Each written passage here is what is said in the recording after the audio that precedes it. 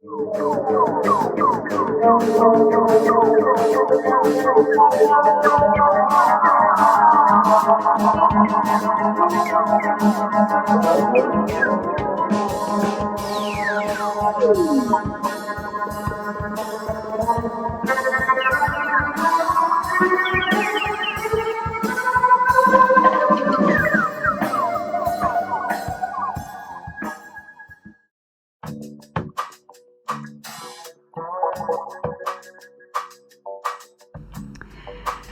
and a very warm welcome to today's show. Today we're going to be looking at the question of virtues, values, ethics and morality.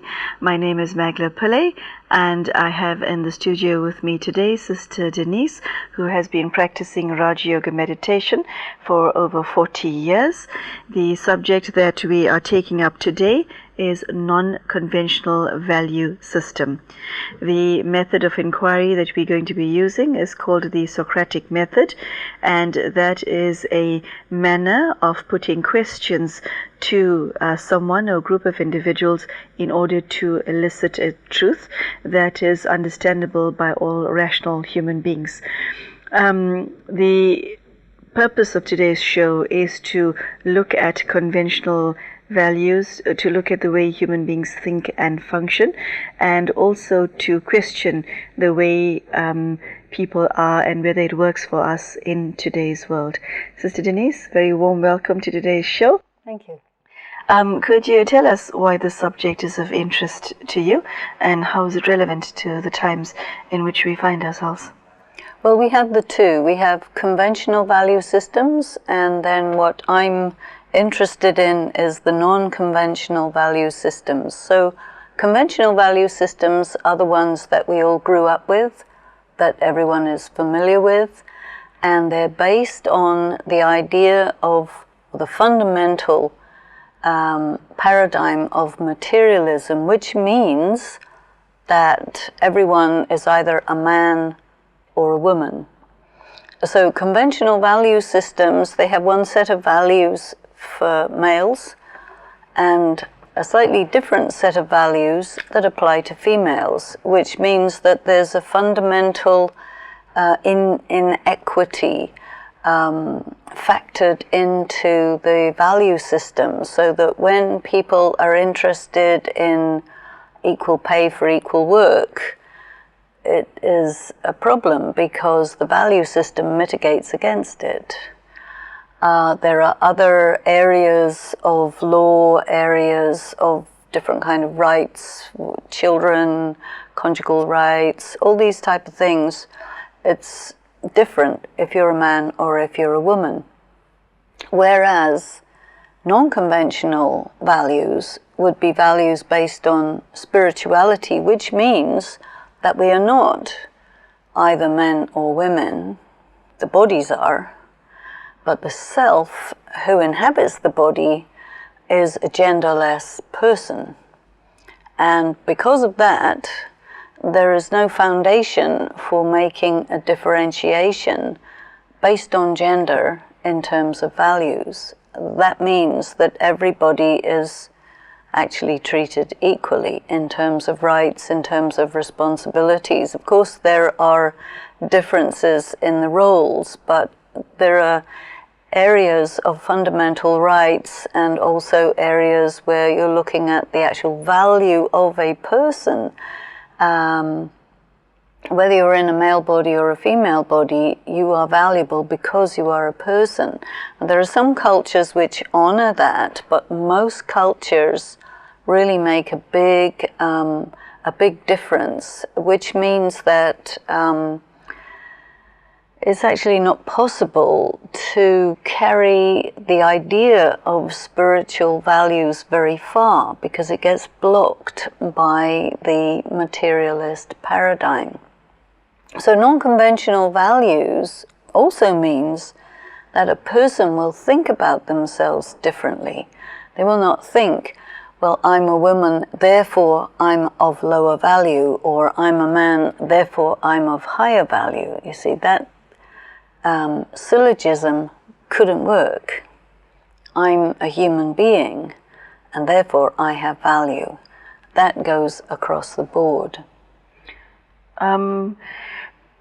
Does that mean when you speak of conventional value system, is there need in humanity right now for a new value system to emerge? Because has the old one failed humanity? Well, I think it has. In what way? Well, take another angle. Being of a particular religion doesn't automatically mean that the people of any other religion are of less value, you see. But if you come from the angle that if you are of a particular religion, and if there's anybody who is of a different religion, then they are automatically of lower value, or it applies also where there is caste system, class differentiation, all of the differentiations based on creed, gender, color, all of these things is based in the materialist paradigm.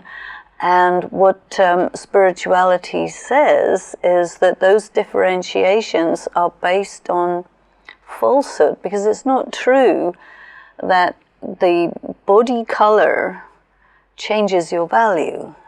It's not true that the gender changes your value. It's not true that the caste changes your value. You see what I'm saying?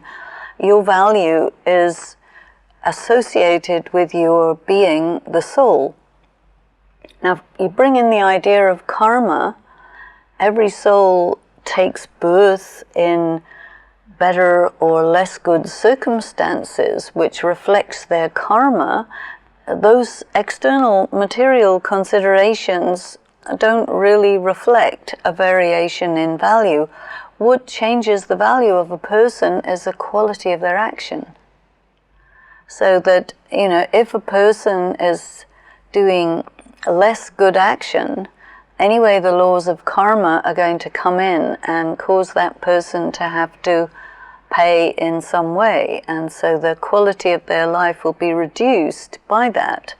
But the way that we interact with another human being has to be based on the inner qualities rather than external, physical, visible, cultural, or other such considerations, you see. And nowadays you have so much negative behavior towards people, including wars. There are many wars, and people are getting killed and tortured and mutilated on the basis of their race or their religion or their political affiliation, you see.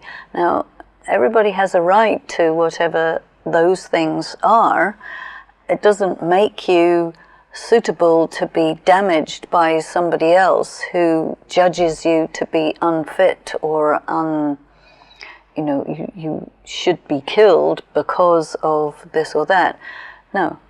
When a person performs antisocial action, that antisocial action creates an issue with the local law, but then even the laws themselves, they need to be equitable, not biased against minorities or biased against people because of their cultural or religious or ethnic identity. Sister Denise, you shared something very beautiful, that the value of an individual rests in their being and not in the external. Why is, what comes to mind is that would be an antidote to almost every problem in the world. Why is that understood by so few, if it's such a universally applicable principle? A number of reasons. One reason is you have to have power, inner power, to understand it. Inner spiritual power to understand it. Secondly, you have to go against the grain, which not everybody is able to do. Most people are not willing to do because it costs so much to go against the grain. And so I think that we're at a time where the current is changing direction. So that the current so far has been leading everybody down the path of materialism, which I feel has enhanced human suffering and confusion and difficulties.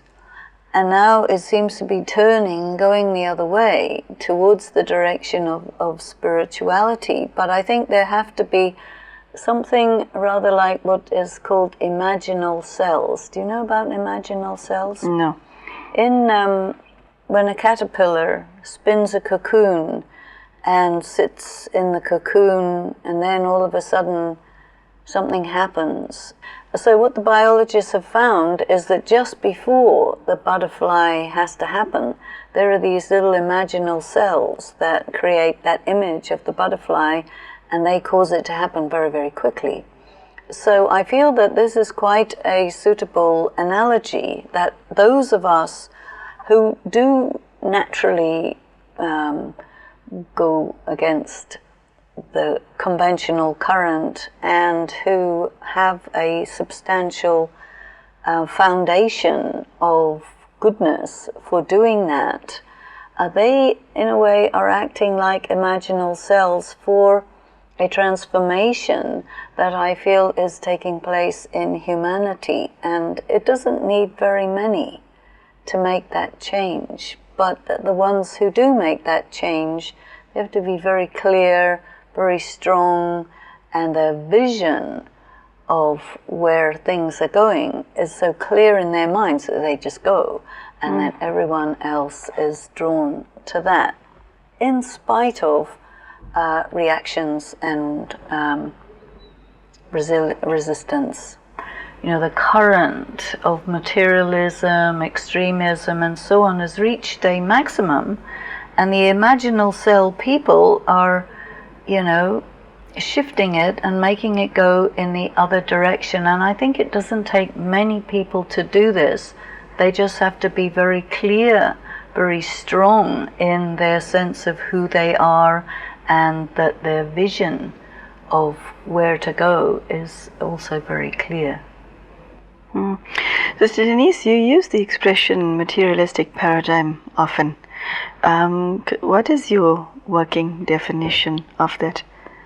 Well, the materialistic paradigm means that everything that is matter is real, and anything that you can't see, touch, measure, you know, make contact with through your five senses, anything that doesn't fit there doesn't exist.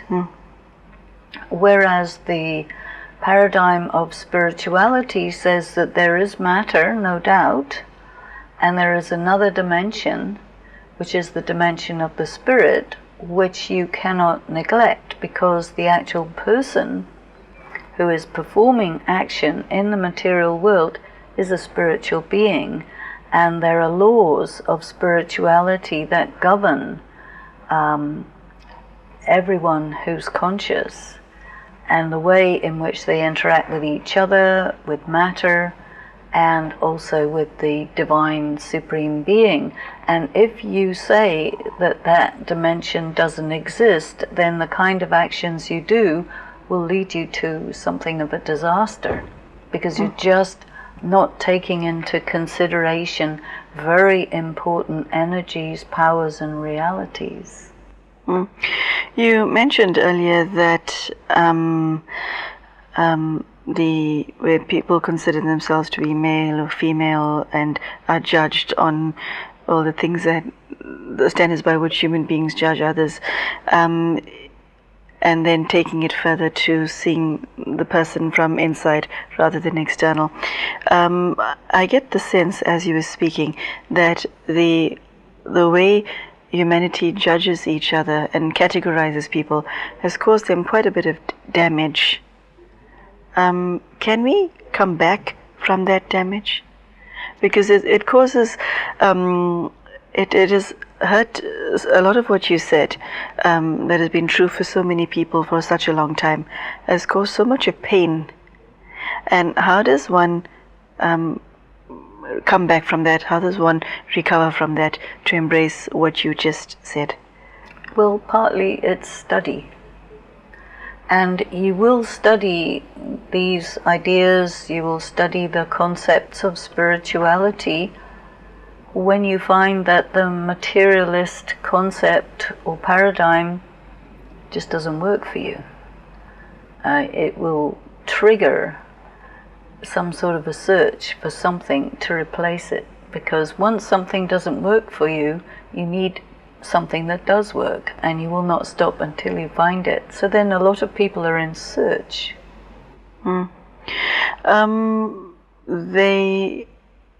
A lot of people may be searching, but they're searching for in the wrong place, for the wrong things. And as I said, Denise, you'll find that a lot of people would want to embrace what you are saying, okay? But for example, I've heard once that if somebody has experienced a trauma, that trauma becomes part of their identity. Okay, now you are a non-conventional value system offers an alternative and a real identity as opposed to a false one. But we do hold on to our weaknesses, don't we? How do you let go of that and embrace something new? The weaknesses hold on to us. Oh, really? So you have a trauma that's holding you in a vice grip. It's putting you into survival mode, which means that you are getting more and more full of character defects. You're in pain, you're causing pain, you're in like the jail of this vice, which is what happens when you integrate a trauma into your life. And for you to come out of it means you have to go through the initial pain. And so for that, you have to have enormous personal power, because it's very painful to come out through the same way you went in. Ouch. Now, there may be a better way to do it, but in my experience, that is a way that I know works, and I haven't really come across an easier way. It takes obviously courage to face that. Well, courage is a good virtue, and the power to face is one of the powers that comes to you when you meditate. So the whole thing is a matter of accumulation, and then you get insights along the way. And as the right moment comes, where you've got enough courage, enough insight, and it's, okay, today I'll do it. And then you move. You might not move very far, but you do move some little way, and it may be incremental, but you're on your way. And that, I think, is the key. If somebody embraces what you just said, because it sounds so incredibly beautiful and so healing, it's the feeling that I get from what you're saying is it's almost like therapy, because it brings a sense of healing, to be liberated from your own personal prison, as it were. It requires a lot of self-work to establish a new spiritual identity, doesn't it? Because the old identity of thinking, not even being arrogant, not even I'm my job, but I'm female, is so deep-seated. Is so deep-seated that when you're, for example, say if you find yourself in a swimming pool drowning, then you would fight to save your life, because this is what you think you are. My question is, what level of effort does one require to establish this new identity, to establish a non-conventional value system and let go of the old one? The old one is a shell, a mask. which you became fused with. And so you become confused, and you have to practice what we call bodilessness. When you practice to be bodiless, you can actually separate yourself from this mask that you fused with, which became your substitute identity. And once that happens, it is able to fall away, because you become clear that it's a mask, it's not me, and it's done its duty.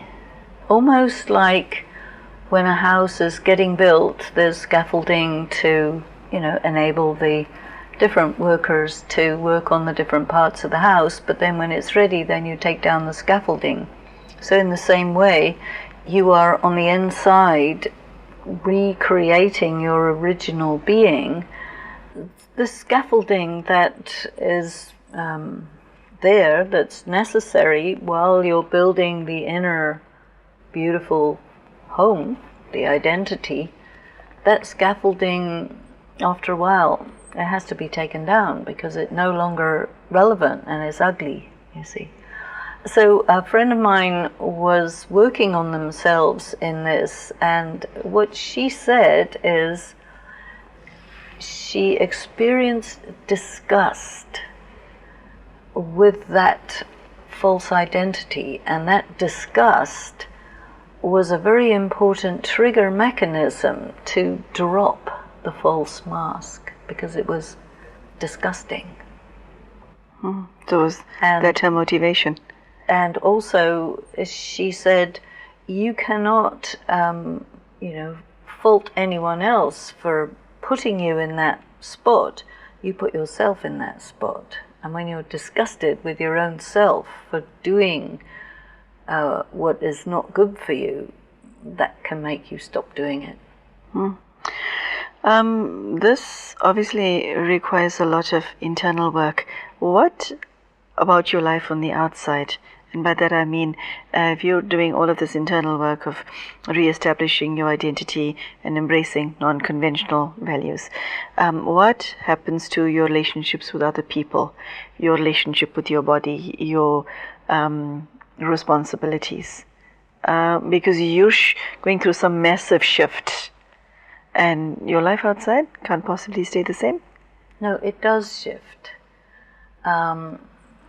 I think it's very good to have these inner changes, and of course it disturbs the outside, and it may take a little while before you settle into a new sense of identity that is the right thing, that corresponds with who you are. But when you're in the state of becoming, it may not be comfortable, it may not look very good, but you have to be patient and trust the process, and take yourself through, and you find that, yes, it starts to reform itself in a way that corresponds much better to the real person that you are.